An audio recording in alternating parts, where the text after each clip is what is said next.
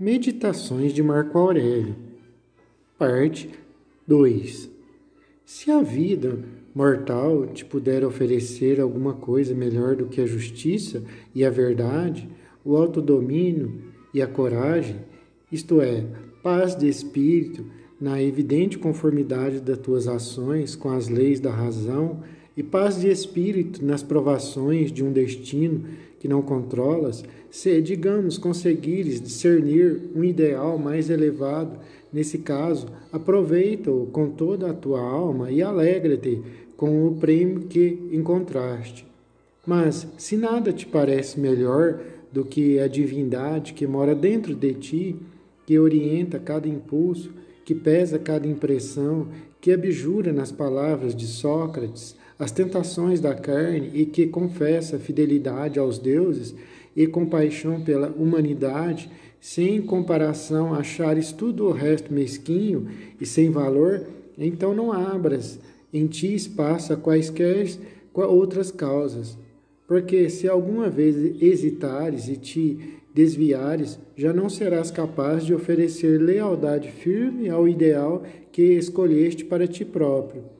Nenhuma ambição de outra natureza diferente podem disputar o título, a bondade que pertence à razão e ao dever cívico. Nem o aplauso do mundo, nem o poder, nem a riqueza, nem a alegria do prazer. À primeira vista, parece não haver incompatibilidade nestas coisas, mas logo elas levam a melhor e desequilibram o homem.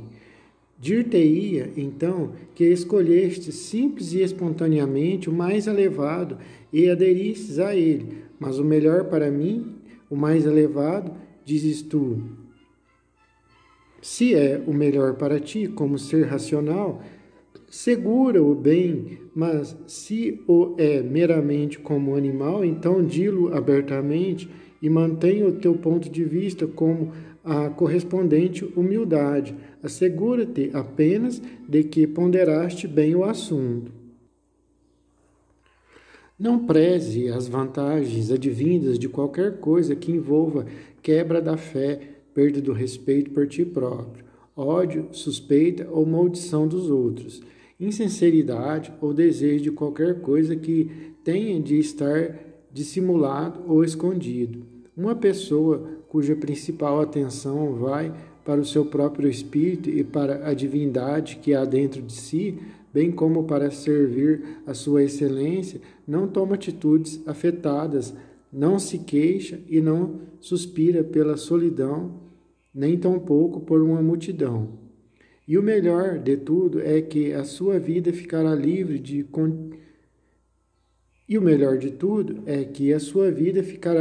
de contínuas buscas e esquivas. Não se preocupa se a alma dentro do teu corpo mortal será sua por muitos ou poucos anos. Se neste preciso momento for à altura de partir, avançará tão prontamente como para desempenhar qualquer outra ação que possa ser realizada de maneira digna e tranquila. Não tem outra preocupação na vida que não seja a de manter o espírito fora de caminhos incompatíveis com os de um ser social inteligente. Num espírito disciplinado e purificado, não há sinal de corrupção, mancha por limpar, nem ferida supurante. Nunca o destino poderá arrancar a tal homem a vida por realizar como se fosse um ator a deixar o palco no meio da representação antes da peça acabada.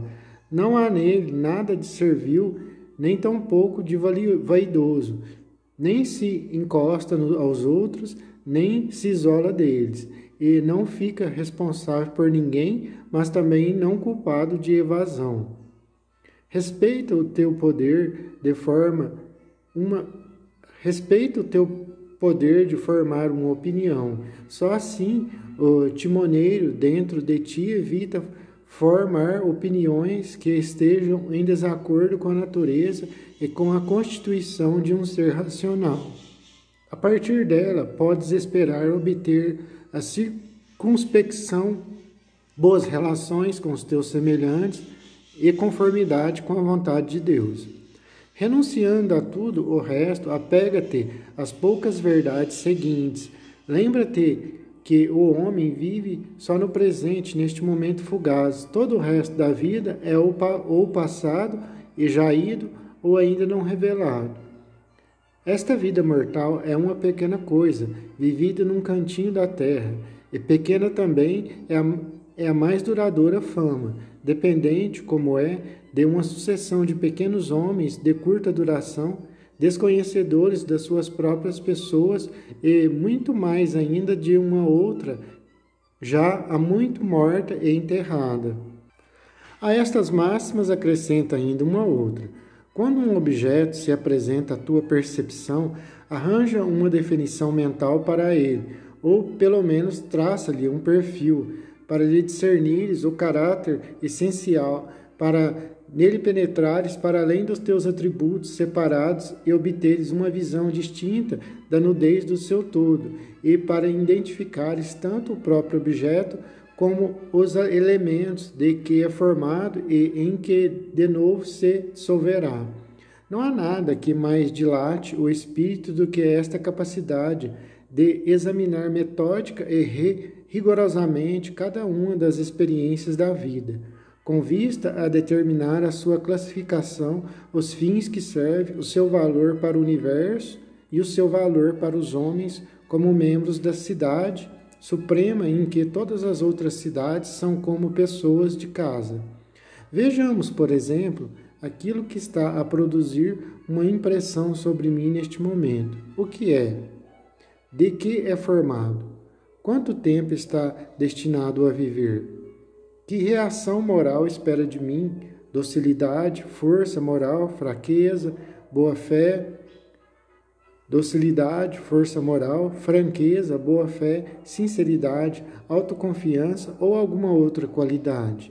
Em todos os casos, aprende a dizer: isto vem de Deus, ou isto é uma das disposições do destino, um fio da complexa teia, uma conjunção de casualidades, ou ainda, isto é obra de um homem da mesma cepa, criação e irmandade que eu, mas que não sabe aquilo que a natureza exige dele. Eu próprio, contudo, não posso alegar tal ignorância e, portanto, de acordo com a lei natural da fraternidade, tenho de tratá-lo justa e amigavelmente. Embora, ao mesmo tempo, se uma questão de bem ou mal não estiver envolvida, devo apontar as minhas lanças ao merecimento do caso. Se cumprires a tarefa que tens diante de ti, aderindo sempre ao rigor da razão com zelo e energia, mas também com humanidade, desprezando todos os fins menores e mantendo pura e vertical a divindade dentro de ti, como se mesmo agora fosses enfrentar o seu chamamento, se te ativeres firmemente a isto, sem te deteres para nada, nem te esquivares de nada, procurando apenas em cada ação que passa a conformidade com a natureza e em cada palavra e afirmação a verdade intrépida. Então a vida sã será tua, e neste caminho ninguém tem o poder de te deter. Assim como os cirurgiões têm sempre à mão as lancetas e bisturis para as súbitas urgências da sua arte, também tu deves ter os teus princípios sempre prontos para a compreensão das coisas, tanto as humanas como as divinas, nunca esquecendo, mesmo nas mais triviais das ações, como as duas estão tão intimamente ligadas, porque nada de humano pode ser feito com acerto sem referência ao divino e reciprocamente. Não te enganes mais, já não lerás mais estas notas, nem os anais dos passados romanos e gregos, nem aquela seleção de escritos que guardaste para a tua velhice. Continua com rigor até o fim, afasta esperanças vãs, e se te interessas pelo teu eu, zela pela tua própria segurança enquanto ainda podes. Eles não sabem tudo que palavras como roubar, semear, adquirir, estar em paz, zelar pelos nossos deveres significam. Isto requer uma visão diferente das dos olhos. Corpo, alma e mente, o corpo para a sensação, a alma para a fonte da ação, a mente para os princípios. Contudo, a capacidade de sentir também a tem o boi no estábulo. Não a besta selvagem, homossexual, Nero ou Palares, que não obedeça aos impulsos do instinto. E mesmo os homens que negam os deuses, ou traem os seus pais, ou cometem todo tipo de vilanias por detrás de portas fechadas, têm mentes para os guiar no claro caminho do dever. Vendo então que tudo o resto é herança comum de tais espécies, a única singularidade do homem bom reside na sua aceitação de bom grado de todas as experiências que o destino lhe teceu, na sua recusa em manchar a divindade que se senta no seu peito ou perturbá-la com impressões desordenadas e na sua decisão em mantê-la em serenidade e digna obediência a Deus, não admitindo qualquer deslealdade para com a verdade nas palavras e para com a justiça nos atos. Mesmo que todo mundo desconfie dele por viver numa felicidade simples e autorrespeitadora, não se ofende com nada e continua a pisar sem vacilar a estrada em direção ao fim da vida, onde o dever o manda chegar em pureza e em paz, sem relutância em partir, em harmonia perfeita e voluntária com o rateio do destino. Se o poder interior que nos rege for fiel à natureza, ajustar-se-á sempre prontamente às possibilidades e oportunidades oferecidas pelas circunstâncias. Não exige material predeterminado. Na perseguição dos seus objetivos está pronto para o compromisso. Os obstáculos a seu progresso são simplesmente convertidos em matéria para o seu próprio uso. É como uma fogueira a dominar um monte de lixo que se tivesse reduzido a um débil brilho. Mas a chama ardente depressa assimila a matéria, consome-a e dá ainda mais vida à fogueira. Não tomes nenhuma iniciativa ao acaso, ou sem teres em atenção os princípios que regem a sua própria execução. Os homens procuram a solidão no deserto, na praia ou nas montanhas, um sonho que tu próprio tanto tens acarinhado. Mas tais fantasias são totalmente impróprias de um filósofo, uma vez que em qualquer altura que queiras pode recolher-te dentro de ti próprio. Não há para o homem refúgio algum mais silencioso e mais tranquilo do que a própria alma, sobretudo para quem possua em si mesmo recursos que apenas precisa de contemplar para assegurar uma paz de espírito imediata, paz que é apenas outro nome para um espírito bem organizado. Aproveita, pois, este retiro com frequência e renova-te continuamente. Traça para a tua vida regras sumárias, mas que abranjam o fundamental. O retorno a elas bastará para remover todas as aflições e te reenviar sem desgaste para os deveres a que tens de voltar. Afinal, o que é que te aflige? Os vícios da humanidade? Lembra-te da doutrina que diz que todos os seres racionais são criados uns para os outros, que a tolerância é para parte da justiça e que os homens não são malfeitores intencionais. Pensa na míríade de inimizades, suspeitas, animosidades e conflitos que se extinguiriam juntamente com o pó e as cinzas dos homens que os experimentaram, e não te aflijas mais. Ou é parte que te coube em sorte no universo que te agasta? Recorda uma vez mais o dilema, se não uma sábia providência, então um simples amontoado de átomos, e pensa na profusão de indícios de que este mundo é como que uma cidade. São os males do corpo que te afligem? Pensa que o espírito só tem que destacar-se e aprender os seus próprios poderes, para não mais se envolver com os movimentos da respiração, sejam eles suaves ou ásperos. Em resumo, recorda tudo aquilo que aprendeste e com o que concordaste a respeito da dor e do prazer. Ou é a ilusão da celebridade que te perturba? Não percas de vista a rápida investida do esquecimento e os abismos de eternidade que nos esperam e nos precedem. Repara como são ocos os ecos do aplauso, como são inconstantes e sem discernimento os juízos dos pretensos admiradores e que insignificante é a arena da fama humana. Porque a terra inteira é apenas um ponto, e a nossa própria morada um minúsculo canto nela. E quantos lá há que te vão louvar, e que tipo de homens são eles? Não te esqueças, pois, de te retirares para o pequeno campo do teu eu.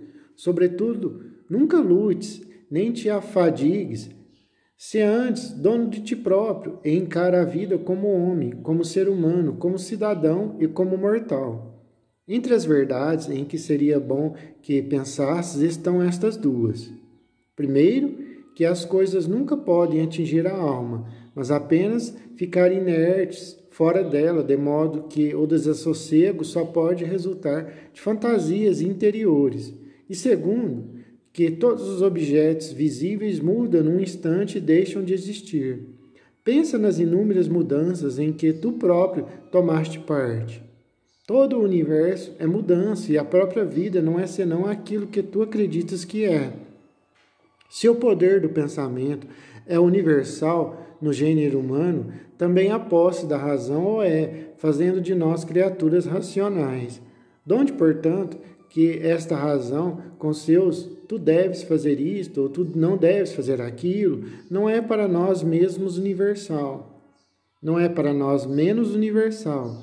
Há sim uma lei imundo, o que, por sua vez, significa que somos todos concidadãos e partilhamos uma cidadania comum, e que o mundo é uma só cidade. Há alguma outra cidadania comum que possa ser reclamada por toda a humanidade? E é deste mundo o estado que o espírito, a razão e a lei, eles mesmos derivam. Senão, de que mais? Assim como a parte terrena de mim tem a sua origem na terra, a parte aquosa num elemento diferente, e a respiração numa e as partes quentes e ardentes noutra das fontes de si mesmas, situadas algures, porque nada vem do nada, nem pode regressar ao nada. Assim também deve haver uma origem para o espírito. A morte, como o nascimento, é um dos segredos da natureza. Os mesmos elementos que se combinaram dispersam-se então. Nada nela tem de causar pena. Para seres dotados de espírito, ela não é anormal, nem de forma nenhuma incoerente com o plano da sua criação.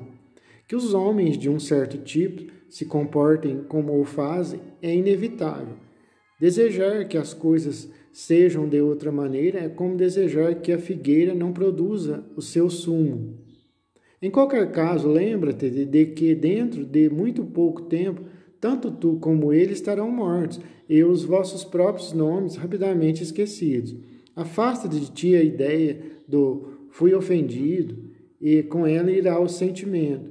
Rejeita o teu sentido de ofensa, e essa ofensa desaparece rapidamente. Aquilo que não corrompe o próprio homem não pode corromper-lhe a vida, nem provocar-lhe qualquer dano, quer exterior, quer interior. As leis da conveniência do coletivo exigiram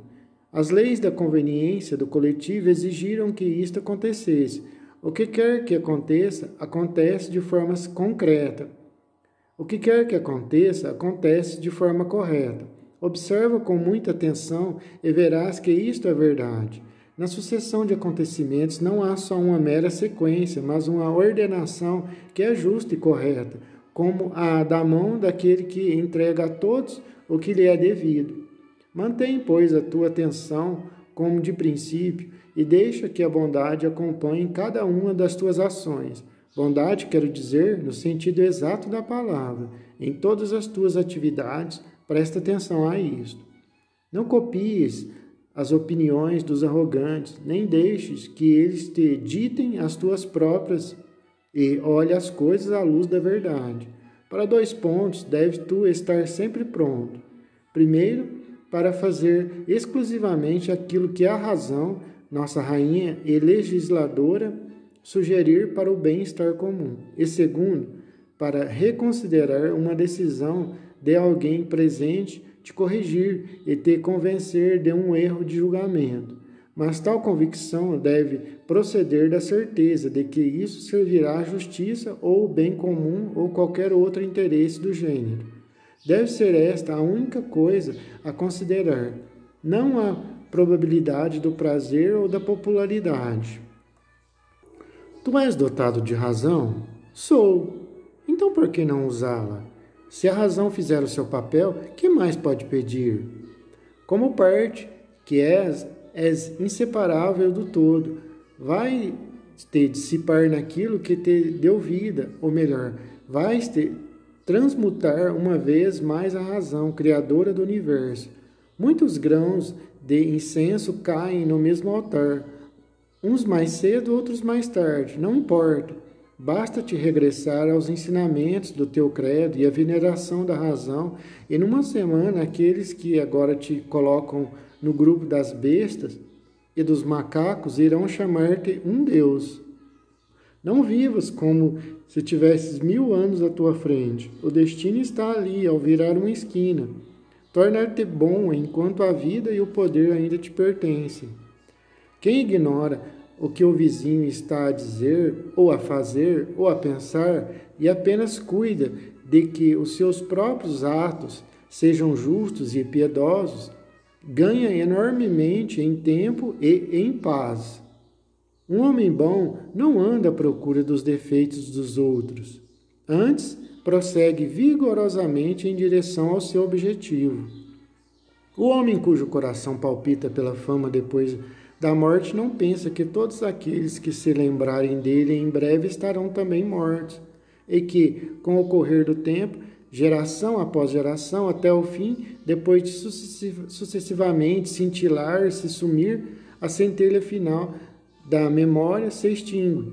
Mas, mesmo supondo que aqueles que te recordam nunca morreriam, e nem as suas memórias, mesmo assim, o que isso representa para ti? Mas, mesmo supondo que aqueles que te recordam nunca morreriam, e nem as suas memórias, mesmo assim, o que é que isso representa para ti? Na sepultura, nada, evidentemente, e mesmo em vida, para que serve o louvor, senão, talvez, para facilitar qualquer propósito menor? Estarás, pois, seguramente a proceder à rejeição daquilo que a natureza te deu. Hoje, se todo o teu espírito estiver voltado para aquilo que os homens irão dizer de ti amanhã. Tudo o que, de um qualquer modo, é belo, recebe a sua beleza de si próprio, e não precisa de nada para além de si próprio. O elogio não entra nisso, porque nada fica melhor ou pior em resultado de um elogio. Isto aplica-se mesmo às formas mais mundanas da beleza, objetos naturais, por exemplo, ou obras de arte. De que mais precisa a verdadeira beleza? De nada, certamente, tal como a lei, ou a verdade, ou a bondade, ou a modéstia. Algumas destas ficam mais belas com o louvor, ou mais feia com a crítica? Será que a esmeralda perde a sua beleza por falta de admiração? Ou o ouro, ou o marfim, ou a púrpura? Ou uma lira, ou uma adaga, ou um botão de rosa, ou um jovem? Se as almas sobrevivem depois da morte, como é que o ar, lá em cima, arranjou espaço para elas desde o princípio dos tempos? Pergunta também como é que a terra arranjou espaço para todos os corpos enterrados desde tempos imemoriais. Aí, após um curto intervalo, a transformação e a corrupção abrem espaço para outros corpos. Da mesma maneira, as almas transferidas para o ar sobrevivem algum tempo antes de sofrerem uma transformação e uma disseminação, e são, então, transmutadas em fogo e levadas de novo para o interior do princípio criador do universo. E assim se cria espaço para receber outras. Esta será a resposta de qualquer crente na sobrevivência das almas. Além disso, temos de contar não só com o número de corpos humanos enterrados desta maneira, mas também com o de todas as criaturas que são devoradas diariamente por nós próprios e pelos outros animais. Quantas e quantas não são, por assim dizer, enterradas nos corpos daqueles a que servem de alimento. E uma vez mais, pela sua dissolução no sangue, depois pela sua transmutação em ar ou fogo, todo o espaço necessário fica disponível. Como é que descobrimos a verdade de tudo isto? Fazendo a distinção entre matéria e causa. Nunca te deixes arrebatar pela emoção. Se um instinto te agita, cuida primeiro de saber se ele vai ao encontro das exigências da justiça. Quando uma impressão toma forma, certifica-te primeiro da tua exatidão. Ó mundo, estou em sintonia com cada uma das notas da vossa grande harmonia. Para mim nunca é cedo nem tarde, e para vós for a tempo. Ó natureza, tudo o que as vossas estações produzem é fruta para mim. De vós vem, e em vós, e para vós são todas as coisas. Querida cidade de Deus, não choremos, mesmo quando o poeta exclama, querida cidade de Cecrópis. Se quiserdes conhecer a satisfação, cede parco nos atos, disse o sábio. Melhor ainda, limita-te àqueles que são essenciais e àqueles que a razão exige de um ser social. Isso traz a satisfação que resulta de fazer apenas algumas coisas e fazê-las bem. A maior parte das coisas que dizemos e fazemos não são necessárias, e a sua omissão pouparia tempo e aborrecimentos. Portanto, um homem deve perguntar-se a cada passo: será esta uma das coisas supérfluas? Mas, ainda, não apenas os atos inúteis, mas mesmo as impressões inúteis devem ser suprimidas, porque assim não resultarão numa ação desnecessária. Faz a ti próprio um teste à tua capacidade de viver uma vida de homem bom, uma vida de pessoa satisfeita com a parte que lhe coube no universo, que apenas procura ser justas nas suas ações e caridosa nas suas maneiras. Viste aquilo? Agora repara, o teu papel é ser sereno, simples. Alguém está a proceder mal? O mal fica com ele. Aconteceu-te alguma coisa? Está bem, pois foi o teu quinhão do todo universal que te foi cometido, quando começou o tempo. Um fio urdido na tua teia particular, como tudo o mais que acontece. Numa palavra, a vida é curta, portanto, tira o bom proveito da hora que passa, obedecendo à razão e procedendo com justiça. Não vergues, mas se comedido. Ou um universo que é todo ele ordem, ou então uma balbúrdia atirada ao acaso, mas formando um universo, mas poderá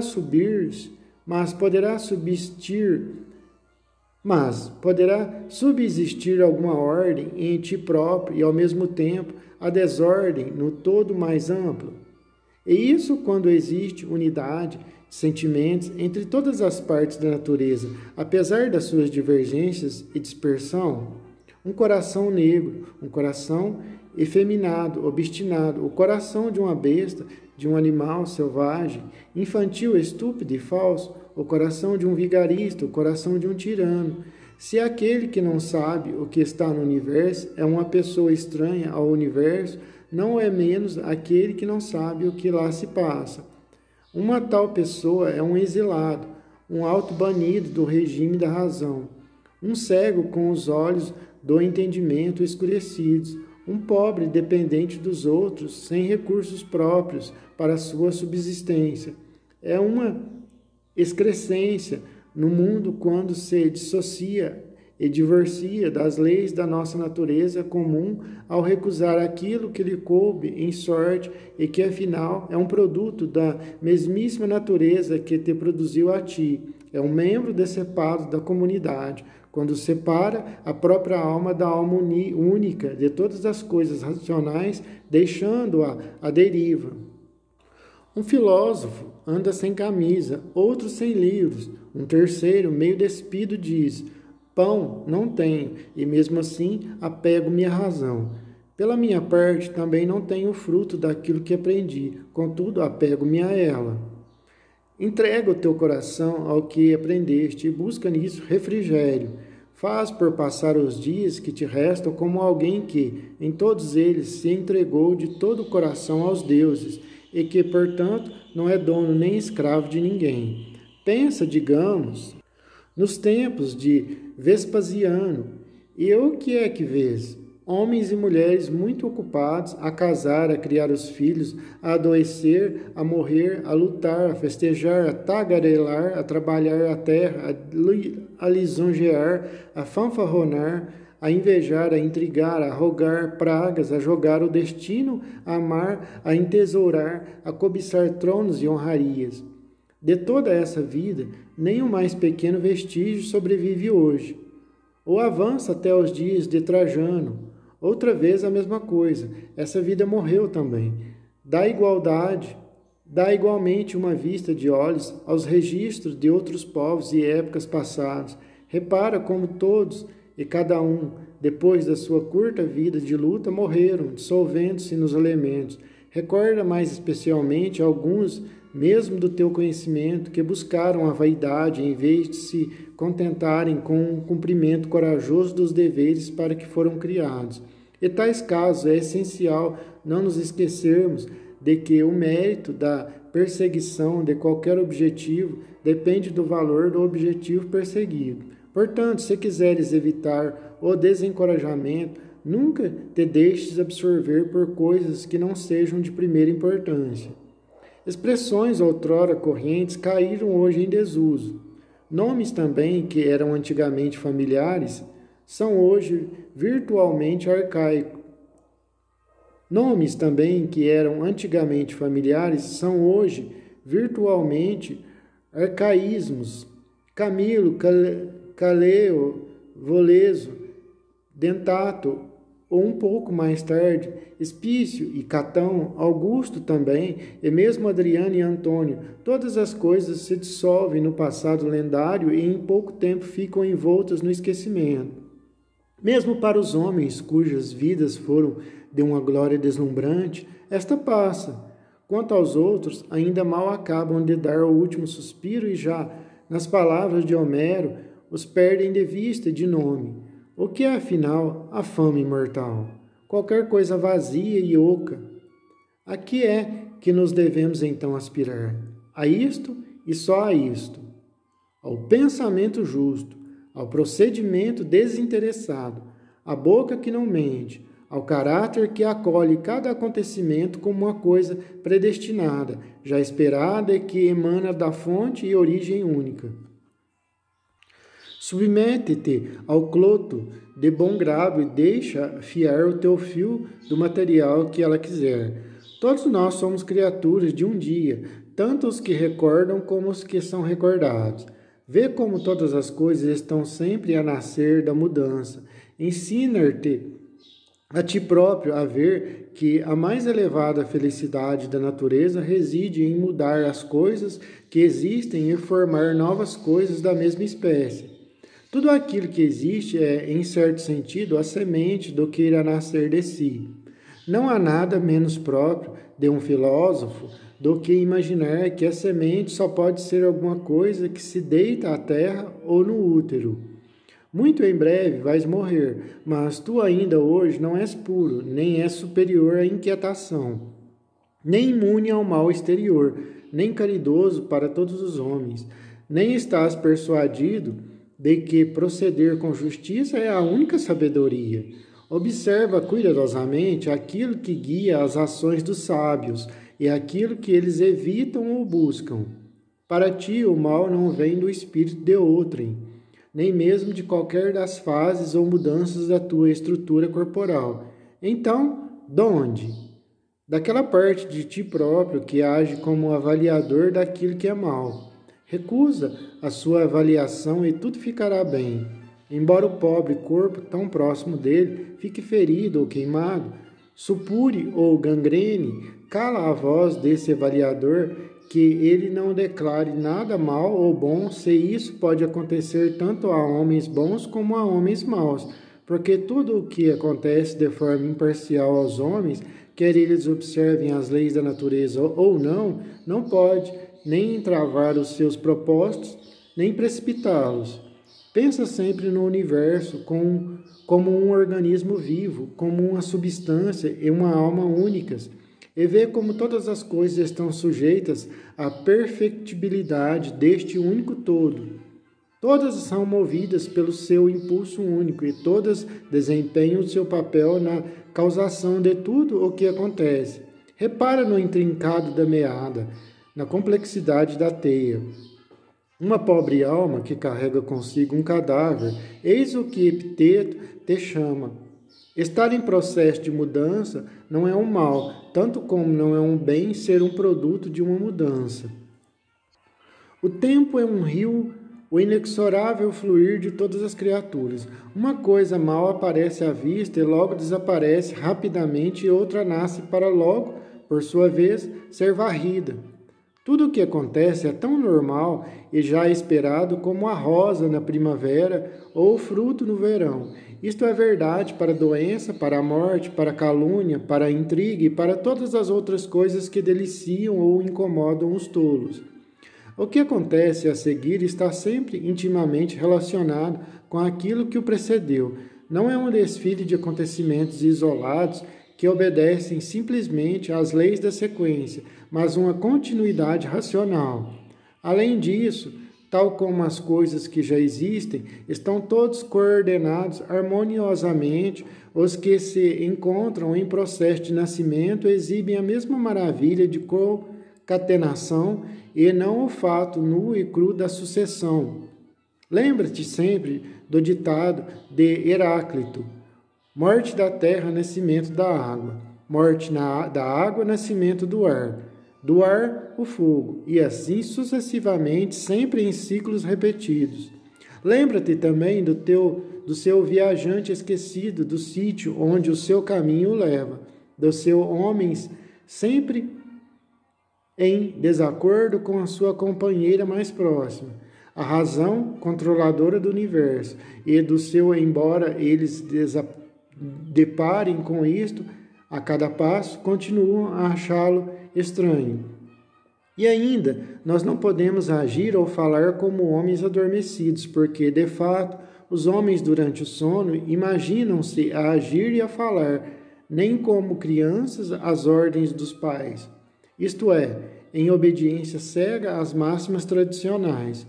Se um Deus te dissesse, amanhã ou, quando muito depois de amanhã, morrerás, tu não ficarias muito interessado em saber, a não ser que sejas o mais abjeto dos homens, se isso seria no dia seguinte ou no outro, porque qual é a diferença? Da mesma maneira, não consideres de muita importância saber se isto será daqui a muitos anos ou já amanhã. Lembra-te sempre de todos os médicos já mortos, que franziam as sobrancelhas perante os males dos seus doentes, de todos os astrólogos que tão solenemente prediziam o fim dos seus clientes, dos filósofos que discorriam incessantemente sobre a morte e a imortalidade, dos grandes chefes que chacinavam aos milhares, dos déspotas que brandiam poderes sobre a vida e a morte com uma terrível arrogância, como se eles próprios fossem deuses que nunca pudessem morrer, de cidades inteiras que morreram completamente, Hélice, Pompeia, Herculano e inúmeras outras. Depois recorda um a um todos os teus conhecidos, como um enterrou o outro, para depois ser deposto e enterrado por um terceiro, e tudo num tão curto espaço de tempo. Repara, em resumo, como toda a vida mortal é transitória e trivial. Ontem, uma gota de sêmen, amanhã, uma mão cheia de sal e cinzas. Passa, pois, estes momentos fugazes na terra como a natureza te manda que passes, e depois vai descansar de bom grado, como uma azeitona que cai na estação certa, como uma bênção para a terra que criou e uma ação de graças para a árvore que lhe deu a vida. Seja como o promontório contra o qual as ondas quebram e voltam a quebrar, mantém-se firme até que, por fim, as águas tumultuosas à sua volta se rendem e vão descansar. Que infeliz sou o que me havia de acontecer!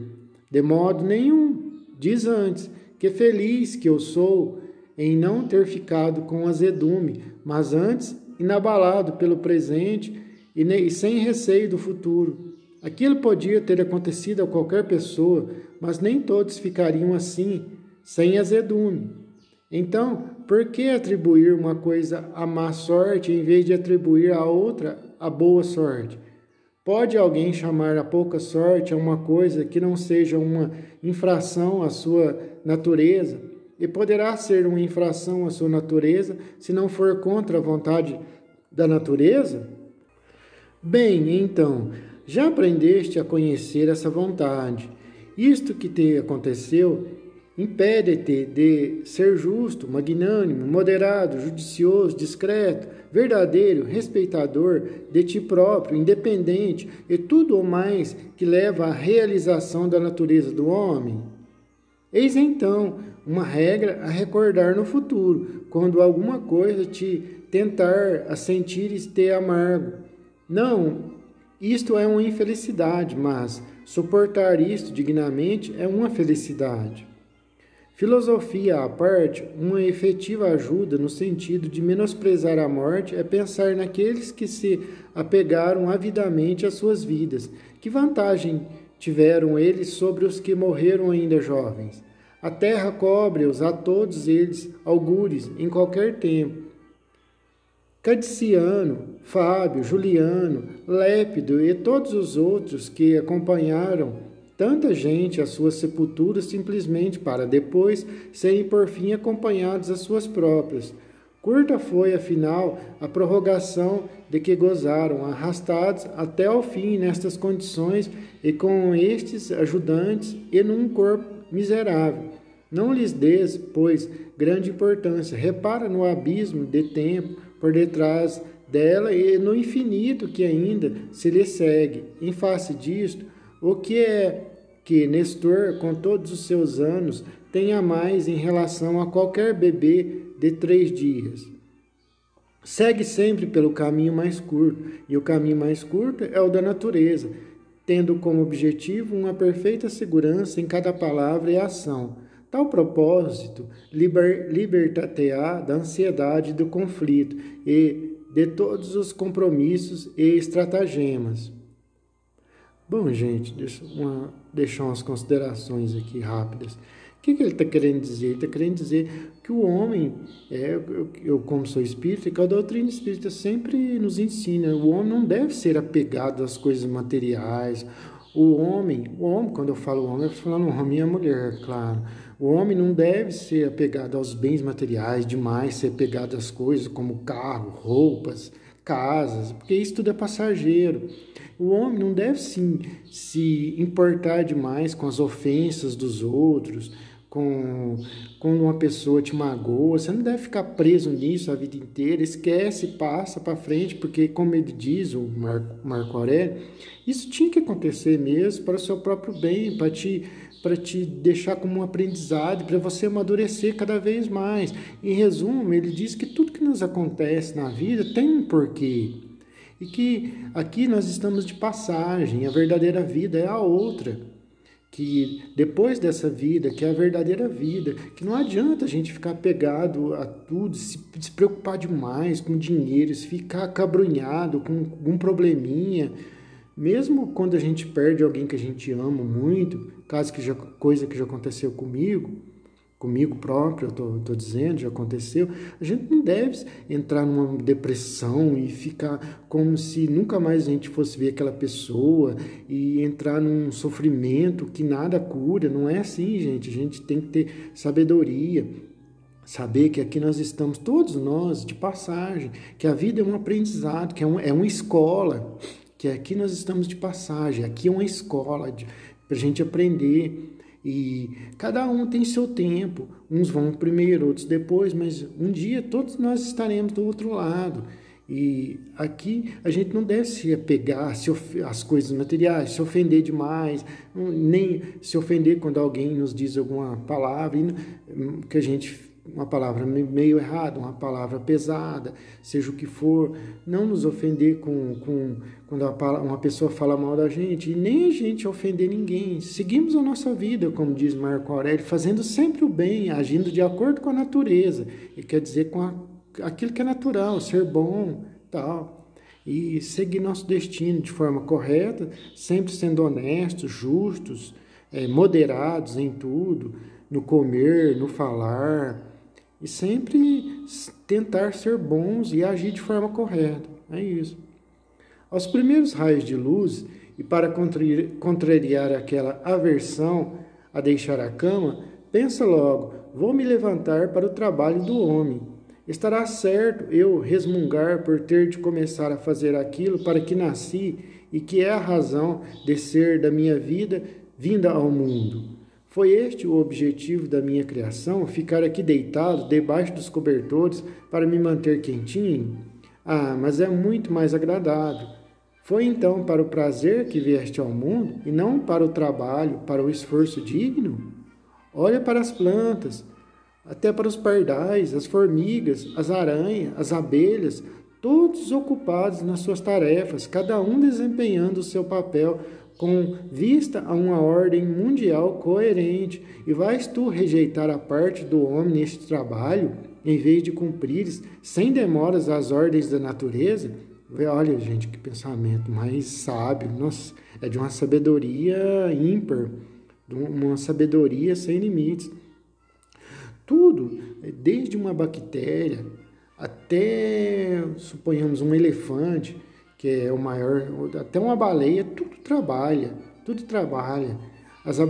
Os elefantes, eles têm, cada um cumpre a sua missão, desde uma bactéria, uma bactéria ali, um ser que podemos ver só através do microscópio, até o elefante, passando pelas formigas, pelos insetos, pelos animais de pequeno porte, de médio porte, de grande porte, o homem, tudo trabalha. Se não existisse o trabalho, tudo ficaria estagnado, como uma água parada ali, que com o tempo ela vai apodrecendo e se torna mal cheirosa. Porque tudo trabalha, é através do trabalho que nós desenvolvemos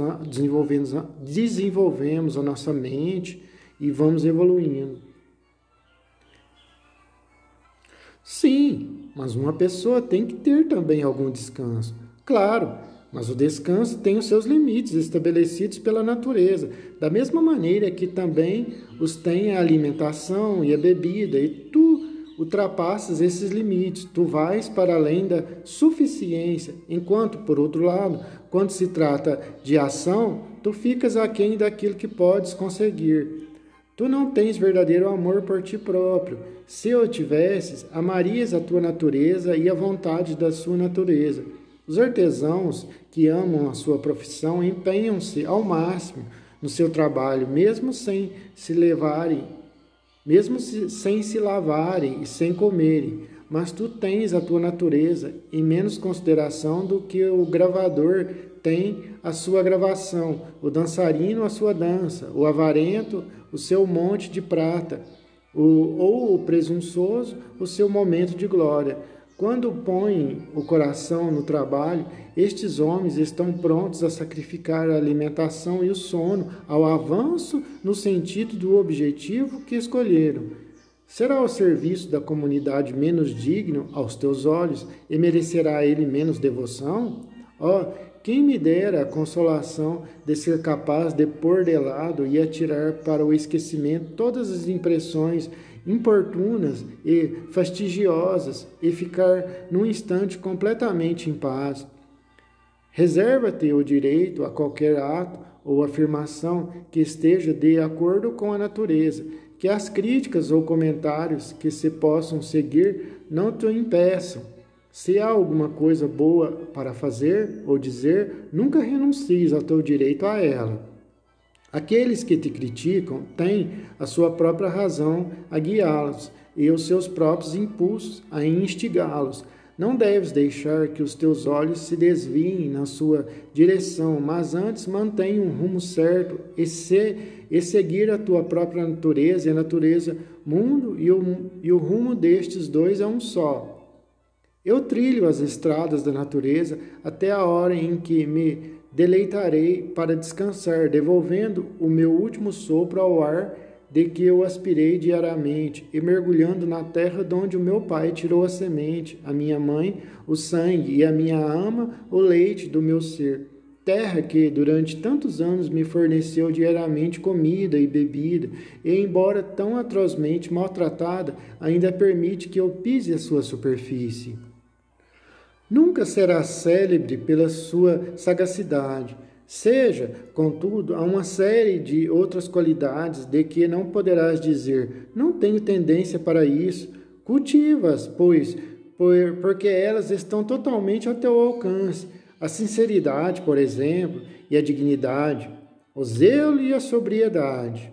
Evita resmungar, seja sóbrio, discreto e franco.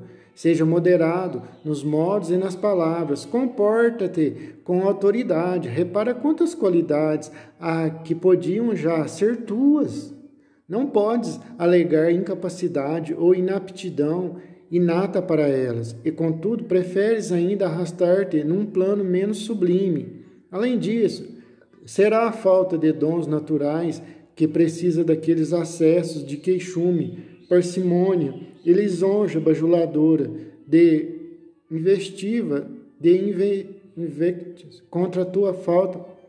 Além disso, será a falta de dons naturais que precisa daqueles acessos de queixume, parcimônia e lisonja bajuladora, contra a tua falta de saúde, de servilismo e jactância e das contínuas mudanças de humor? Certamente que não. Podias ter-te visto livre de todos eles há muito tempo e ter ficado imputável de nada mais do que uma certa lentidão e obtusidade de compreensão. E mesmo esta podes corrigi-la com a prática, desde que não a menosprezes ou tenhas prazer no teu próprio embotamento. Há pessoas que te prestam um serviço, não hesitam em reclamar o seu crédito. Outras que, embora não dispostas a ir tão longe, te considerarão, contudo, como seu devedor e nunca esquecerão o que fizeram. Mas há também aqueles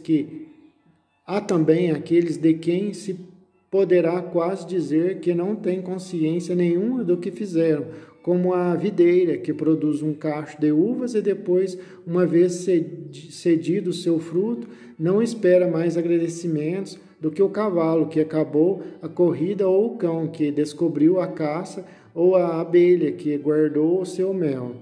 Como eles, o homem que cometeu uma boa ação não o proclama, antes passa logo para uma outra, como a videira logo enceta o processo de criação de novo cacho de uvas. Então, de acordo contigo, devemos comparar-nos com as coisas que agem inconscientemente? Exatamente, contudo devemos fazê-lo conscientemente. Porque, como diz o ditado, a consciência de que as suas ações são sociais é a marca de um ser social. Mas também o é, seguramente, o desejo de que a própria sociedade tenha consciência disso. É verdade, sem dúvida, contudo, tu não percebes o significado do aforismo e, portanto, colocas-te dentro da mesma classe das pessoas que acabei de descrever e que, da mesma maneira, são levadas por um raciocínio enganador. Aprende o verdadeiro significado do ditado e nunca terás de temer que ele te traia, levando-te a omitir qualquer dever social. Os atenienses rezam, faz chover, queridos Zeus, sobre os campos e planícies de Atenas. As orações ou não deviam ser ditas, ou então deviam ser tão simples como esta. Assim como nós dizemos, Esculápio prescrevia exercício, assim como nós dizemos, Esculápio prescrevia exercícios a cavalo, ou banhos frios, ou andar a pé. Também a natureza mundo prescreve a doença, as mutilações, as perdas, ou quaisquer outras deficiências. No primeiro caso, prescrever significava ordenar um tratamento específico no interesse da saúde do paciente.